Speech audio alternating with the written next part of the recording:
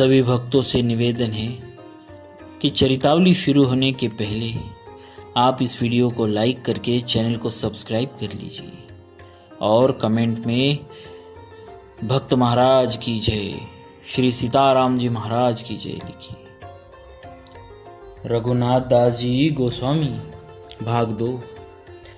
इस प्रकार प्रभु सेवित नीलाचलपुरी के दर्शन होते ही इन्होंने उसे नमस्कार किया और श्री चरणों की ओर अग्रसर हुए।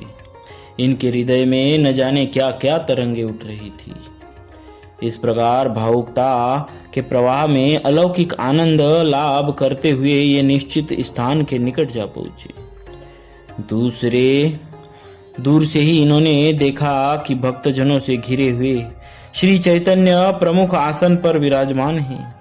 उस अलौकिक शोभा युक्त मूर्ति का दर्शन करते ही रघुनाथ जी का रोम रोम खिल उठा। हर्षातिरेक से उन्हें तन वदन की सूधी न रही। श्री रघुनाथ दास जी श्री चरणों के निकट पहुंच गए। सबसे पहले मुकुंद दत्त की निगाह उन पर पड़ी। देखते ही उन्होंने, अच्छा रघुनाथ दास आ गए। तुरंत ही गौर का भी ध्यान गया। वे प्रसन्नता से खिल उठे। अच्छा वत्स रघुनाथ आ गए, कहकर उनका स्वागत किया और उनके प्रणाम करने के बाद झट से अत्यंत प्रेम पूर्वक उन्हें उठाकर गले लगाया। पास बैठाकर उनके सिर पर हाथ फेरना शुरू किया। रघुनाथ को ऐसा मालूम पड़ा मानो उनकी रास्ते की सारी थकावट हवा हो गई।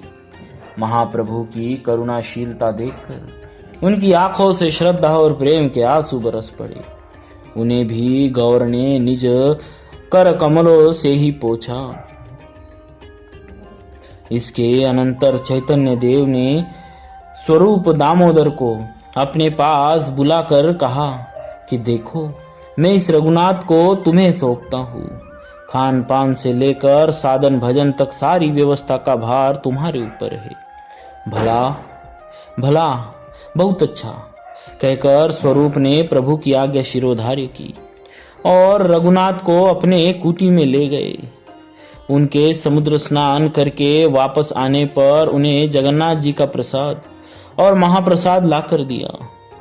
श्री रघुनाथ जी ने उसे बड़े प्रेम से पाया, परंतु जब उन्होंने देखा कि यह तो रोज का सिलसिला है, तब उनके मन में यह विचार हुआ कि रोज रोज यह बढ़िया बढ़िया माल खाने से वैराग्य कैसे सदेगा।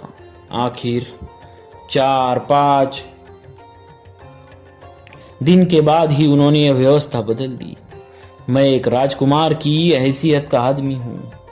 इस प्रकार का रहा सहा भाव भी भुलाकर वह साधारण भिक्षुक की भांति जगन्नाथ जी के सिंह द्वार पर खड़े होकर भिक्षावृत्ति करने लगे और बड़े आनंद के साथ दिन व्यतीत करने लगे।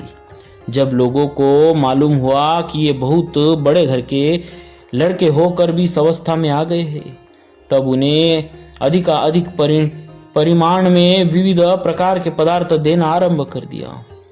आखिर घबराकर रघुनाथ दास को यह क्रम भी त्याग देना पड़ा। अब वह चुपचाप एक अन्य क्षेत्र में जाते और वहां से रूखी सूखी भीख ले आते। रघुनाथ जी की गतिविधि क्या से क्या हो रही है, श्री गौरांग देव को पूरा पता लगता रहता। उनके दिन दिन बढ़ते हुए वैराग्य को देखकर उन्हें बड़ा सुख मिलता। रघुनाथ की उत्कट जिज्ञासा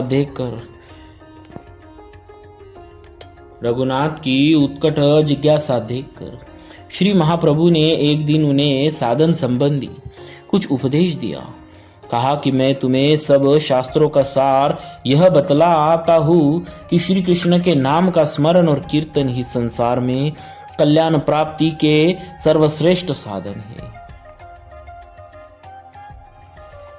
मैं तुम्हें शास्त्रों का सार यह बतलाता हूँ कि श्री कृष्ण के नाम का स्मरण और कीर्तन ही संसार में कल्याण प्राप्ति के लिए सर्वश्रेष्ठ साधन है।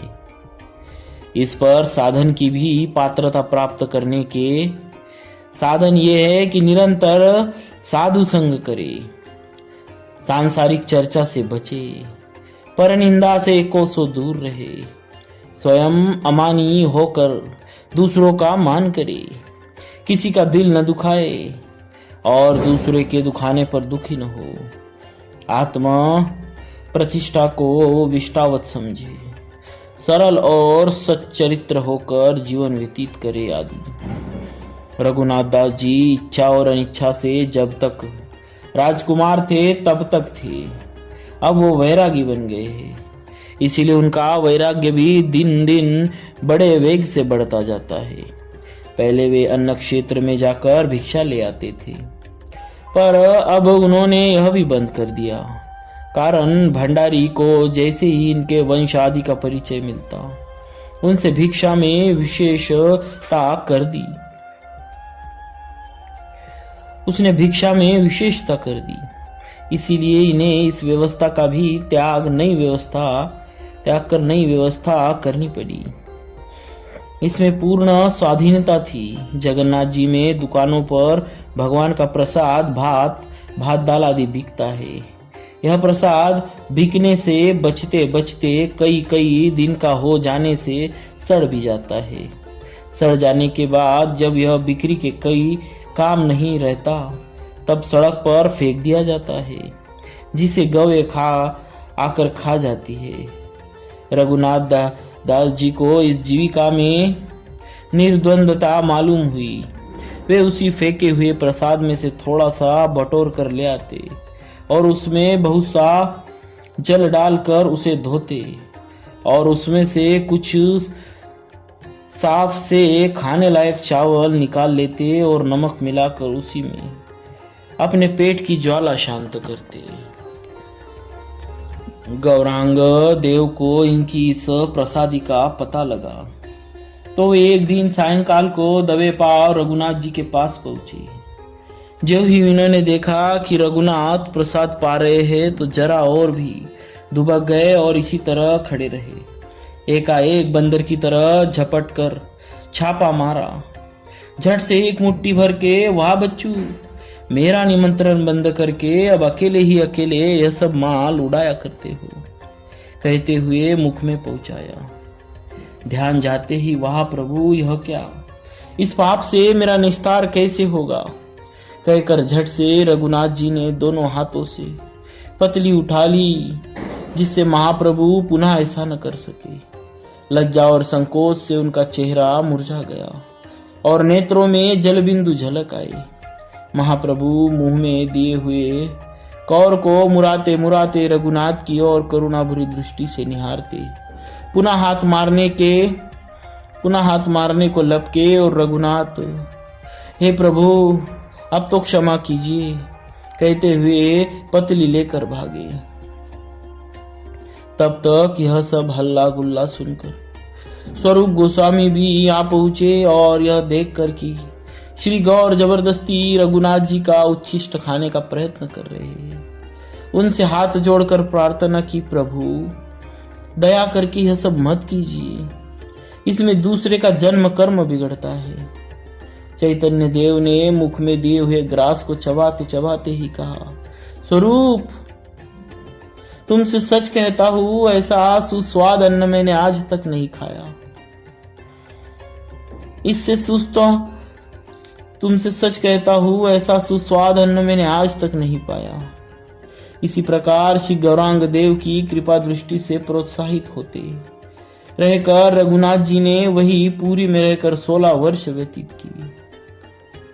श्री चैतन्य जब अहरनिश प्रेमोन्माद में रहने लगे, तब उनकी देह रक्षा के लिए वे सदा उनके साथ ही रहने लगे। वे उनकी बड़ी श्रद्धा के साथ सेवा करते और उनके मुख से निकले हुए वचनामृत को आप पान करते। आगे चलकर श्री गौर का तिरोभाव हो गया, जिससे रघुनाथ के शोक का पारा न रहा। और प्रभु के बाद जब श्री स्वरूप भी विदा हो गए, तब तो उनका पूरी वास ही छूट गया। वे वृंदावन चले गए। इसके बाद वे वृंदावन में श्री राधा कुंड के किनारे डेरा डालकर कठोर साधन में लग गए। वे केवल छाछ पीकर जीवन यापन करते। रात को सिर्फ ठंडे घंटे 1.5 घंटे सोते, शेष सारा समय भजन में व्यतीत करते। प्रतिदिन 1 लाख नाम जप का उनका नियम था। श्री चैतन्य चरितामृत कार का कहना है कि श्री रघुनाथ दास के गुण अनंत थे, जिनका हिसाब कोई नहीं लगा सकता। उनके नियम क्या थे? पत्थर की लीक थे। 4 ही घड़ी में उनका खाना पीना सोना आदि सब कुछ हो जाता था। शेष सारा समय साधना में व्यतीत होता था। वैराग्य की तो वे मूर्ति ही थे। जीभ से स्वाद लेना तो वे जानते ही नहीं थे। वस्त्र भी फटे पुराने केवल लज्जा और शीत से रक्षा करने के लिए रखते थे। प्रभु की आज्ञा को ही भगवद आज्ञा समझकर चलते थे। एक बार ठंड के दिनों में इन्हें बड़े जोर की सर्दी लगी तो जगन्नाथ भगवान ने इन्हें अपनी रजाई ओढ़ाई थी। शौच के समय साथ जाकर सेवा करने की प्रीति का प्रमाण तो वैसा ही समझना चाहिए जैसा कि सुख राशि श्री प्रभु ने श्री माधवदास जी के साथ किया था। महाप्रभु श्री कृष्ण चैतन्य जी की पूर्व निर्दिष्ट आज्ञा के अनुसार श्री रघुनाथ दास जी श्री जगन्नाथपुरी से श्री वृंदावन चले आए और राधा कुंड पर निवास किया। इन्होंने श्री प्रिया प्रियतम के प्रबल चिंतन द्वारा अपने शरीर को भाव रूप कर लिया था। एक दिन भगवान की मानसी पूजा करते समय दूध भात का भोग लगाया और स्वयं भी इन्होंने प्रभु के अनुरोध से भावपूरित हृदय से प्रसादी दूध भात पा लिया। इससे हृदय में प्रेम तो खूब उमड़ा, परंतु साथ ही उस दूध भात का रस शरीर की नाड़ियों में व्याप्त हो गया, जिससे ज्वर हो आया। नाड़ी देखकर वैद्य ने स्पष्ट कह दिया कि इन्होंने खूब दूध भात पाया है। इनका संस्कृत भाषा का ज्ञान भी बहुत अच्छा था।